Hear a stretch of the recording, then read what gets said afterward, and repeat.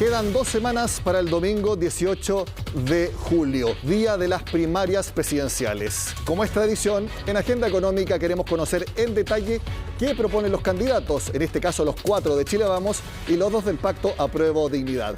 La intención es comparar cómo las ideas económicas sí marcan diferencias entre uno y otro. 6 candidatos, 6 entrevistas con su asesor principal. 3 esta semana, de lunes a miércoles, 3 en la siguiente, también de lunes a miércoles. Los invito a revisar con quién comenzamos. Inicio del ingreso básico universal a 1.400.000 mujeres que hoy día están dedicadas al cuidado del hogar, de los niños, de los adultos mayores. Con ellas vamos a partir con el ingreso básico universal. Pensión básica universal, plan único de salud, crecimiento económico, aumento del precio del cobre, endeudamiento, evasión, exenciones, impuestos. Ex subsecretario de Economía, investigador senior de Libertad y Desarrollo, actualmente profesor de la Universidad Bernardo Higgins. Está con nosotros el asesor económico de Joaquín Lavín, Tomás Flores. Gracias por estar en Agenda Económica, Tomás. Encantado. Tomás, vamos inmediatamente a la primera pregunta y tiene que ver con actualidad pero absoluta de este lunes. La encuesta CACEN 2020 refleja el impacto en la pandemia. Subió a 10,8% la población en pobreza, poco más de 2.100.000 personas. De ellos, 831.000 están en pobreza extrema. ¿Qué planes tienen para revertir estos números? Sí, yo te diría que, bueno, evidentemente no es una sorpresa. Vamos a poder procesar los datos a partir del miércoles, donde van a estar disponibles las bases, para poder dimensionar de manera más nítida, con distintos cortes demográficos y de ingresos, justamente ese daño que yo te diría que es como una especie de terremoto oculto. Te fijas, sobre todo en la informalidad. El hecho de que se haya duplicado la tasa de pobreza extrema, indudablemente te da cuenta de ese mundo informal, que a veces no es inusual de que esté al margen de los programas de gobierno, que no estén inscritos en el registro social de hogares.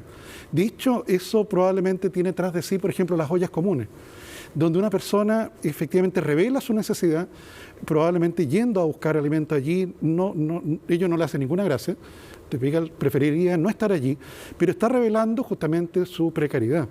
Entonces, yo creo que es muy importante esta encuesta en términos de no solo poder dimensionar cuál fue el impacto de las ayudas del Estado y los retiros de los fondos previsionales en efectivamente esa población que indudablemente está sufriendo el mayor daño. Porque a partir de ello es donde tienes que calibrar las políticas públicas. Como no se sabe entonces el desagregado, ¿es difícil focalizar bien las ayudas o tienen algún diagnóstico claro, principal? Yo te diría que el registro social de hogar evidentemente no estaba preparado, su mecánica propiamente tal, y su infraestructura para poder hacer frente a que ingresaran millones de personas en poco tiempo. Piensa tú que si nosotros dos inscribiéramos efectivamente una solicitud en el registro, probablemente se demoraría un mes en respondernos en qué decil de ingreso estaríamos. Te fijas, un mes se demoraría. Te fijas, hoy día una persona está acostumbrada a través del celular a pedir una hamburguesa y que llegue en 25 minutos. ¿Okay? No entiende por qué se demora un mes la burocracia en responderle si va a recibir ayuda o no. Y que si te la aprueban, la recibe al mes subsiguiente. Entonces, de ese punto de vista, que yo creo que es necesario mirar los datos con más detalle, porque indudablemente es probable que existan personas que recibieron ayudas de distintos focos y otros que no recibieron nada. Tomás, estos datos hacen bastante difícil pensar en quitar rápidamente el ingreso familiar de emergencia y todas las transferencias estatales. Depende de los resultados que te dé el análisis microeconómico de los datos, porque probablemente ya hay mucho empleo informal. El empleo informal es muy dañado por las cuarentenas. Te fijas, el jardinero, que no puede salir de su casa, no puede ir a los lugares donde habitualmente corta el pasto. En la medida que la economía se va abriendo, que los números de la pandemia han ido mejorando, indudablemente parte de ese empleo se va recuperando por su cuenta. Te fijas, no es inusual de que esa persona tal vez nunca recibió ninguna ayuda. Te fijas, se la arregló con su red familiar para poder enfrentar esto. Entonces, de ese punto de vista, yo creo que si tenemos una recuperación importante del empleo en el segundo semestre, ello mejora mucho justamente la necesidad de mantener programas por mucho más tiempo. Queríamos partir con algo de contingencia. Quiero presentarles ahora un resumen de puntos principales que muestra el programa económico de Joaquín Lavín, que estamos conversando acá con su asesor Tomás Flores. Hemos preparado la siguiente gráfica. Por ejemplo, en pensiones, que el 60% más vulnerable tendrá una pensión mínima de 177.000 pesos complementaria con ahorros propios. En salarios, ingreso mínimo de 500.000 pesos, complemento al salario mínimo, que sabemos fue reajustado hace poco en nuestro país. Seguimos avanzando en trabajo, recuperación de 1 millón de empleos a través principalmente de un plan ambicioso de infraestructura que es inversión pública. Y finalmente, esto es algo que obviamente lo trae muy fuerte Joaquín Lavín en su rol de alcalde. Gasto público se dividirá en 70% para el gobierno central y 30% para los gobiernos locales. Ahí se ve entonces, obviamente, el rótulo de Joaquín Lavín como alcalde principalmente de Las Condes y también en Santiago. Tomás, partamos hablando de que yo creo que es el tema más inmediato, más difícil y también muy político, pensiones. Pensión mínima de 177.000 pesos para el 60% más vulnerable. ¿Cómo se financia? Bueno, yo te diría que parte importante de este programa evidentemente implica gasto público. En una economía que tal como la estamos mirando hoy día no está creciendo mucho. Te fijas, este año tiene un rebote importante. Pero a partir del próximo año el Banco Central prevé un crecimiento muy moderado. Por tanto, crecimiento económico sigue siendo un eje fundamental. Entonces, ¿impuestos generales? ¿De ahí se saca el dinero? De la recaudación que efectivamente genera el crecimiento económico, en los impuestos generales. ¿No están pensando que parte de la cotización vaya a un fondo colectivo? Mira, yo te diría que, a ver, en primer lugar, en relación a esa parte de las pensiones en particular, el dinero que los chilenos tienen ahorrado en su cuenta, efectivamente Joaquín lo va a defender de todas maneras. No va a permitir de que alguien pueda echar mano a esos fondos. Esos fondos son de las personas, trabajaron toda una vida por ello, ese dinero tiene que estar resguardado. Ahora, el proyecto de ley, piensa tú, en esta materia llevamos 2 comisiones de expertos, llevamos 2 proyectos de ley y no hemos logrado un acuerdo. Yo creo que si seguimos tratando de solucionar el problema con la misma estrategia, bueno, vamos a tener el mismo resultado. ¿Te fijas en eso? No hay que ser astrofísico para ello. Por tanto, yo creo que el proyecto de ley que hoy día está efectivamente en el Congreso ya no tiene mucha posibilidad de hacerse realidad. Ustedes, si fueran gobierno, entonces no lo continuarían. No, yo no lo continuaría. Yo trataría de tomar, evidentemente, aquellas cosas que mayor consenso tienen, pero probablemente buscar una manera distinta para resolver esos nudos. ¿Subiría la edad de jubilación?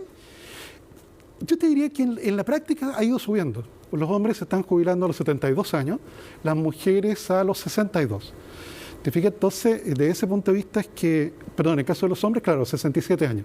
Entonces, de ese punto de vista, en la práctica ya ha ido ocurriendo. Probablemente uno podría colocar un premio adicional. En la medida que tú puedas tener efectivamente trabajo, puedas postergar tu edad de jubilación de manera tal de que tu pensión efectivamente sea mejor.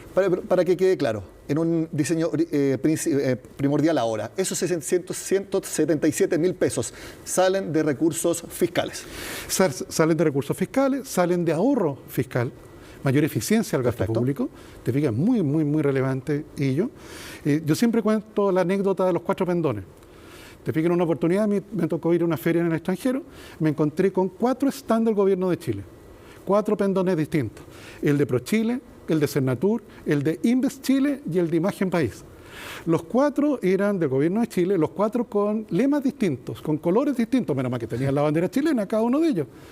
Hay muchos de esos. En emprendimiento, hay programas de emprendimiento en Cercotec, en Corfo, en INDAP, en el Ministerio de la Mujer. Lo que quiere decir entonces achicar el Estado. Y hacerlo mucho más eficiente. ¿Te fijas? Toda esta pandemia, el sector privado, los ciudadanos se han apretado el cinturón. Y el Estado no tanto. ¿Te fijas? Yo creo que llega un momento en que el Estado también haga un esfuerzo. Ustedes señalan que aparte de esos 177.000 pesos se complementan con los ahorros propios. Quiero preguntarle con qué fondos, si el segmento al que apuntan ya retiró todo en los 3 procesos anteriores de retiro de fondos. Muchas personas, la mayoría, van a tener 0. Sin duda. Siendo el problema mayor para los que están cercanos a jubilar. Te fijas, en el caso de los más jóvenes, tienen tiempo para poder volver a llenar sus cuentas. No me extrañaría de que pudiésemos lograr un acuerdo en relación a que con un mayor esfuerzo del empleador, del trabajador y del Estado, se puedan empezar a rellenar esas cuentas de nuevo. No puede ser el Estado que reemplace todo lo que el trabajador sacó. Cotización del empleador. ¿No están pensando, por ejemplo, unos 200.000 pesos nuevamente como lo hizo el gobierno hace poco? No, yo creo que busquemos algo que, como siempre dice Joaquín, en lo que estemos de acuerdo, no más pelea. ¿Te fijas? No más pelea. Efectivamente estemos de acuerdo, teniendo como objetivo justamente poder rellenar esas cuentas de ahorro. ¿Las AFP siguen recibiendo el 10% actual? A lo menos. ¿Te fijas? O sea, ¿podría subir? Podría subir. ¿A cuánto? Sin duda. Yo creo que claramente, y eso probablemente algunos los mea culpa para los equipos técnicos, te fijas, permanentes de todo gobierno. José Antonio Guzmán, cuando era presidente de una FP, hace años atrás alertó sobre esto. De hábitat. Las tasas de cotización estaban muy bajas, las pensiones eran menores a lo que se había proyectado y nadie hizo nada. Ni el regulador, ni nosotros los expertos, ni efectivamente el Congreso. Entonces, desde ese punto de vista tenemos una deuda pendiente de cómo lograr efectivamente ir aumentando la tasa de ahorro con una expectativa de vida que es cada vez mayor. ¿A cuánto sería un número y si iría todo a la cuenta individual? Bueno, yo creo que eso es parte de la discusión. ¿Te fijas? ¿Están abiertos a que vaya algo hacia un fondo colectivo? Claro, pero nuevamente en pos de lograr ese acuerdo. ¿Te fijas? Hay en esto que una de las cosas que la vida enseña es justamente a estos diálogos que logran finalmente consenso. Cuando uno pone a priori líneas rojas que uno no está dispuesto a cruzarlas de ninguna manera, bueno, la discusión llega hasta allí, porque las líneas no se intersectan. Hay que buscar esas intersecciones de las líneas. Tomás, en este ciclo de entrevistas hemos querido convocar a líderes gremiales para que hagan sus preguntas a los asesores económicos. En este caso está usted. Pregunta desde el Consejo Minero el presidente ejecutivo Joaquín Vilarino.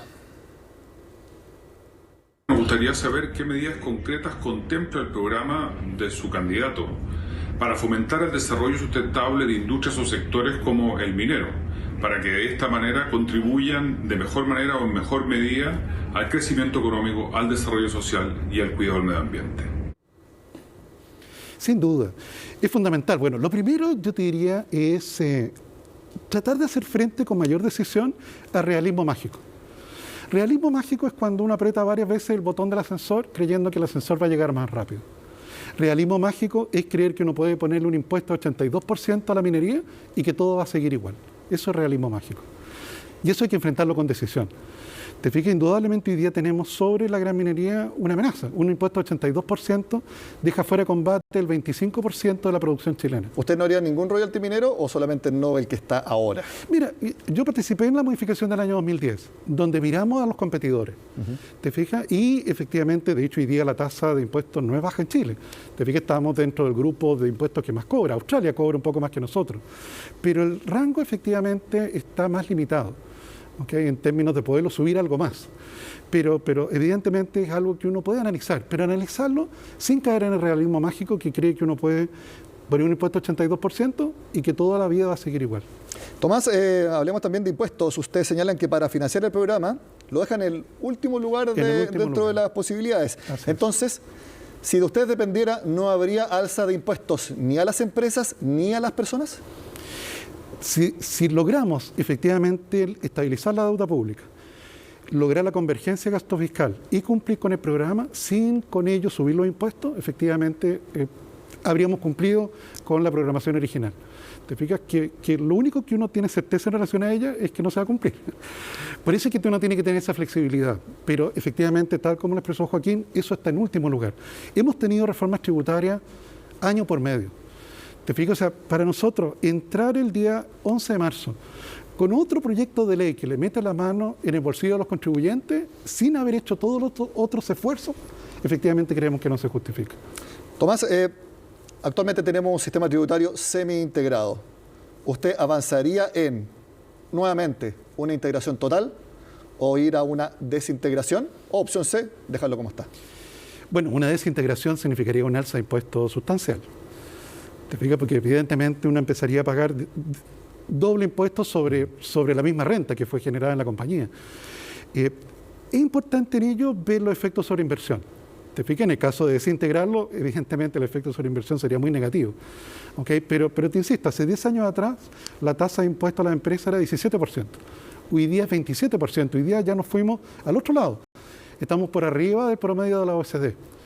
¿Okay? Y sin duda a las personas volver a subirle los impuestos, efectivamente yo creo que hay que hacer muchos esfuerzos antes de llegar a eso. Ustedes hablan de reducir exenciones o directamente hay alguna que quieran eliminar y cuánto se recaudaría si es que van por ese camino. Yo te diría que, bueno, nuevamente allí hay grupos de expertos que han hecho evaluaciones Y yo creo que a partir de esas evaluaciones, yo creo que uno puede efectivamente analizarlo. O sea, hay que esperar el informe finales de la Comisión Vergara, porque entregaron un primer reporte, pero todavía faltan conclusiones. Claro, porque además, dentro del mismo gobierno, existe efectivamente esa contradicción. Te fijas, dentro del listado de secciones está, por ejemplo, la zona franca de Iquique. ¿Okay? Pero, efectivamente, hoy día el Ministerio de Hacienda anunció hace algunas semanas atrás que va a enviar un proyecto de ley para prorrogar la vigencia de la zona franca de Iquique hasta el 2050. Cosa que yo creo que es buena idea. ¿Te fijas? Yo creo que esa exención tributaria en su momento logró crear un polo de desarrollo allí. Pero indudablemente uno tiene que analizar ello sin efectivamente un dogma de lo que pueda estar detrás. Estamos conversando con el asesor económico Joaquín Lavín, Tomás Flores, y al regreso le preguntamos, ¿qué es eso de te ponemos el pie? A la vuelta acá, en Agenda Económica.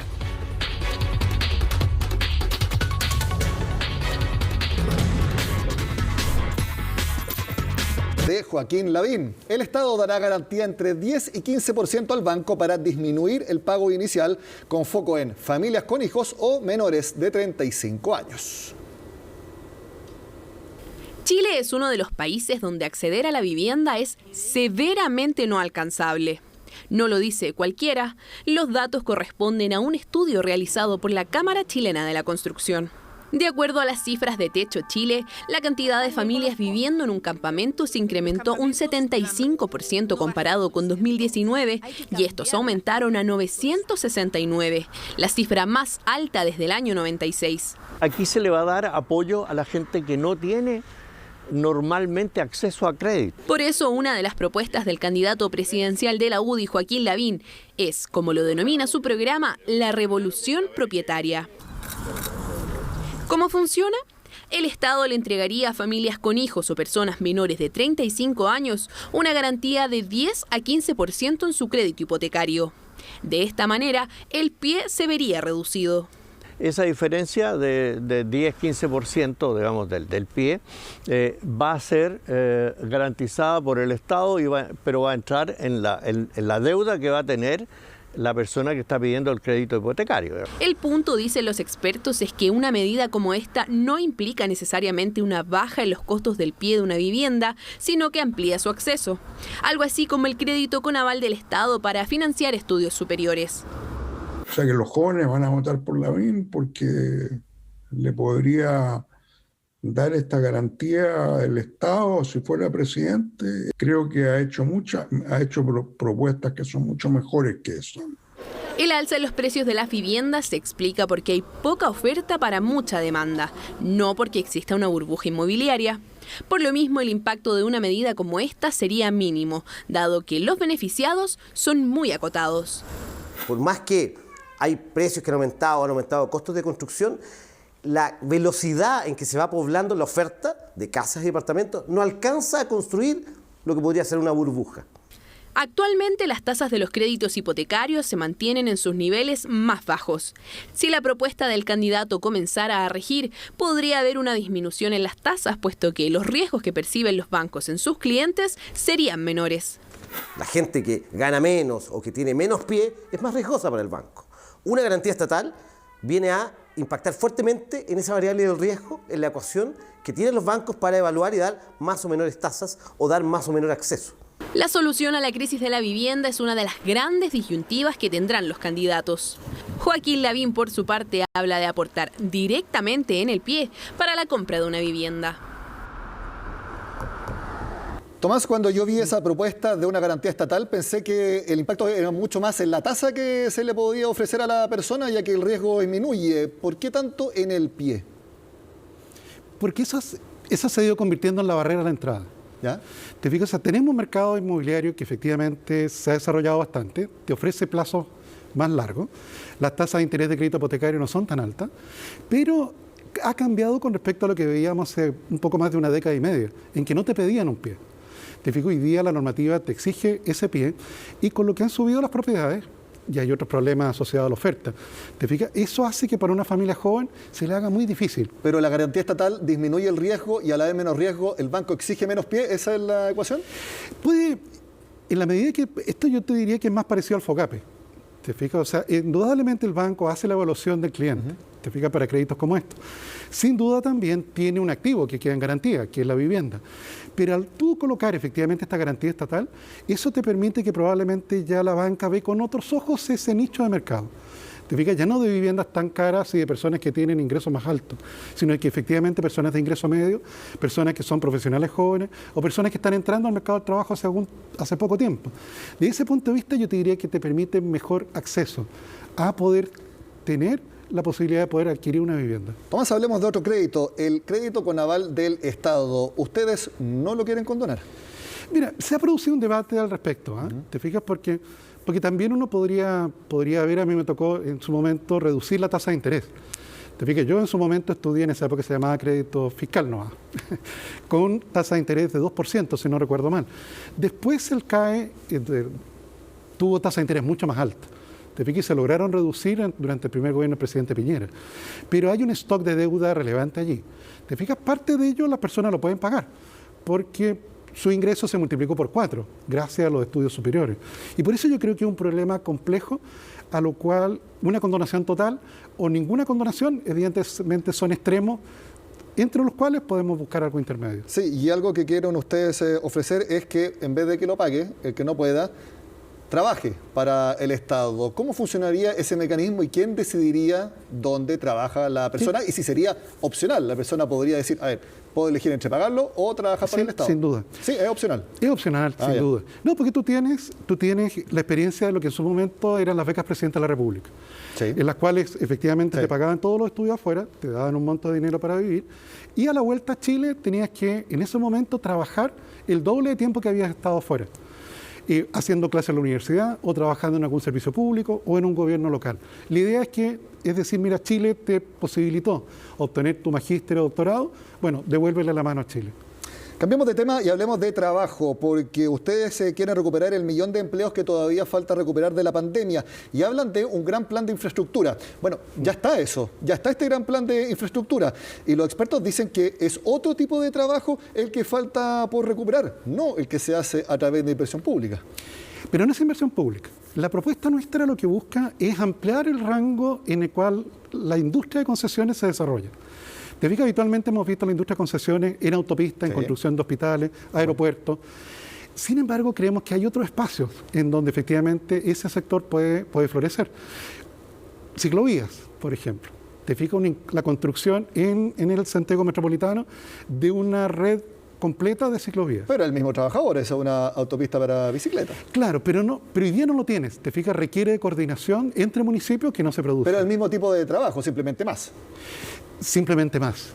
Pero ese adicional es algo que hoy día no está presente. Es que se lo pregunto porque expertos dicen que los trabajos que se han perdido y que quizás no vuelvan son los que quedaron obsoletos, por ejemplo, con el teletrabajo. Lo sé. Entonces, más inversión pública no soluciona ese problema. No, lo sé.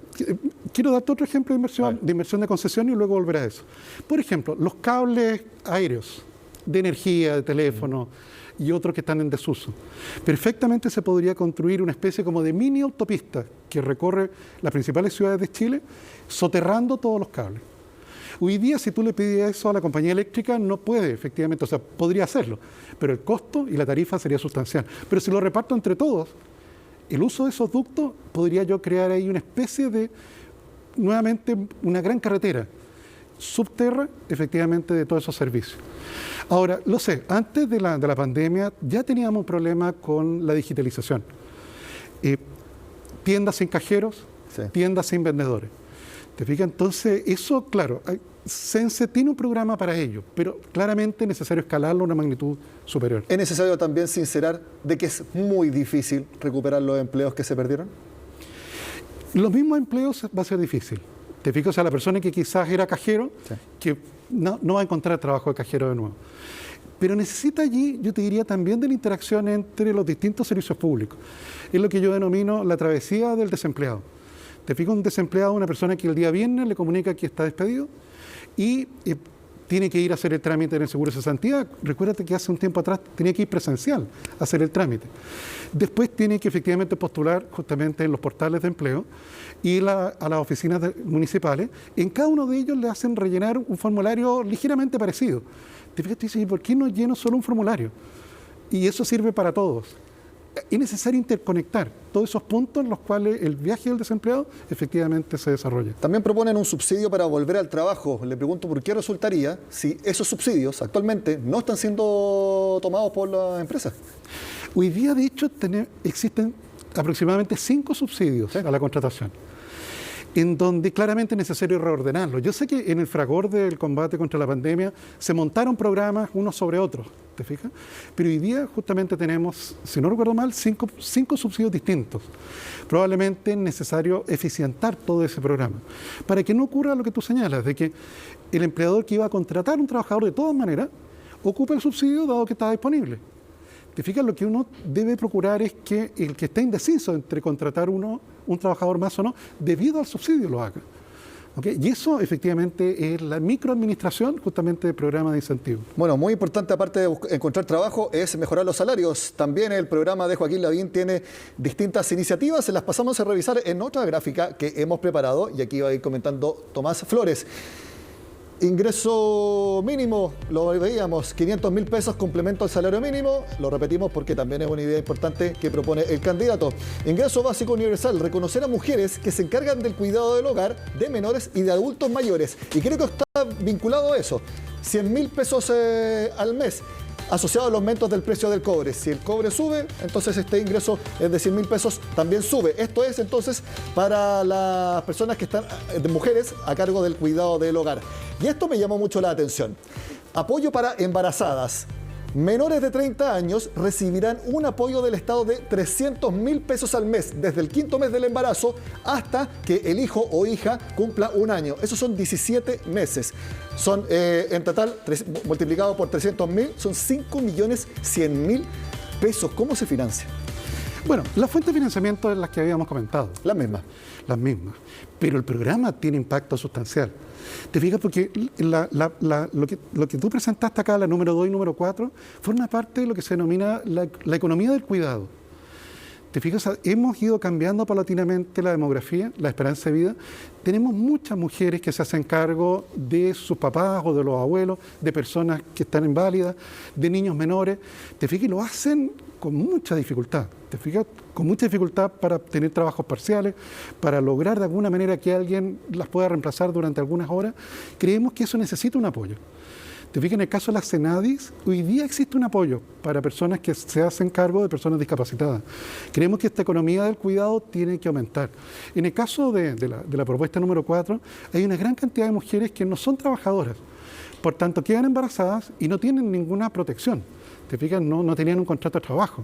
Entonces, de ese punto de vista, claro, toda la familia lo ayuda, pero queremos darle la mano a ellos también. ¿Se busca de alguna manera también incentivar la mayor natalidad porque las tasas han bajado en Chile en el último tiempo? Mira, o por lo menos no decir que no. No decir que no, que sea una ayuda. ¿Te fijas? O sea, indudablemente, Joaquín protege la vida desde que se inicia, efectivamente, hasta su muerte natural. Te fijas, igual que yo. Y por tanto, queremos darle un apoyo a ellos. No sé si lograr cambiar la tasa de natalidad, eso es algo, claro, bastante más ambicioso.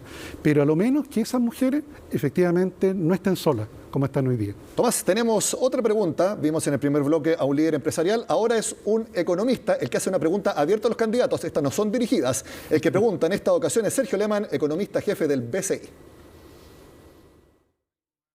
¿Qué medidas usted empujaría o qué políticas adoptaría de manera tal de elevar el crecimiento de largo plazo, de manera de acercarnos más rápidamente al desarrollo, elevar el bienestar de nuestra sociedad y, en tercer lugar, disponer de mayores recursos públicos para financiar el mayor gasto que veremos en los próximos años?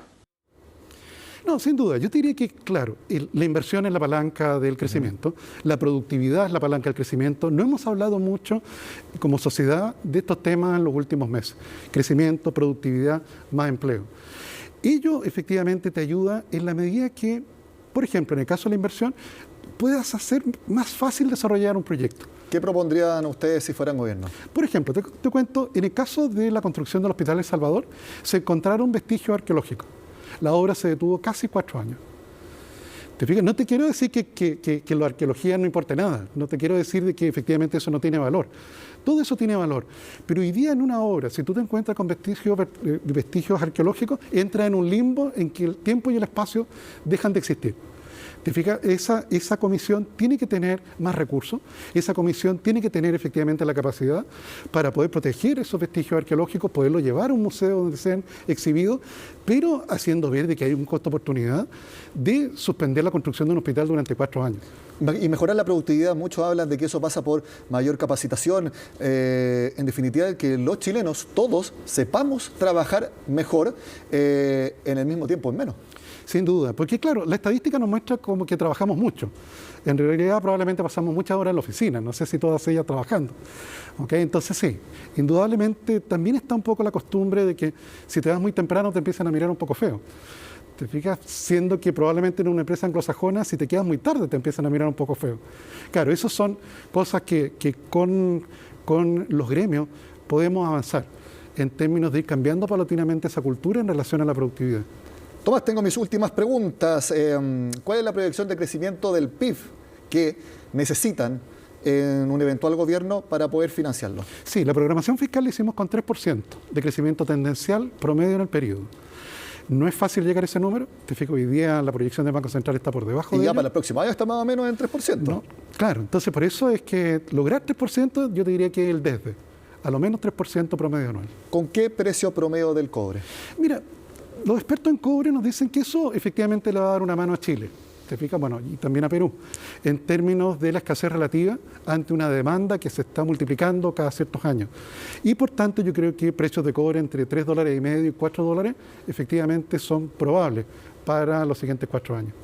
¿Hasta qué porcentaje del PIB llevará como deuda pública para poder financiar también? Mira, yo te diría que el rango que ha planteado la Dirección de Presupuesto, en torno a 40% del PIB, estamos ya en un cierto nivel de luz amarilla. De hecho, el gobierno de Chile emitió hace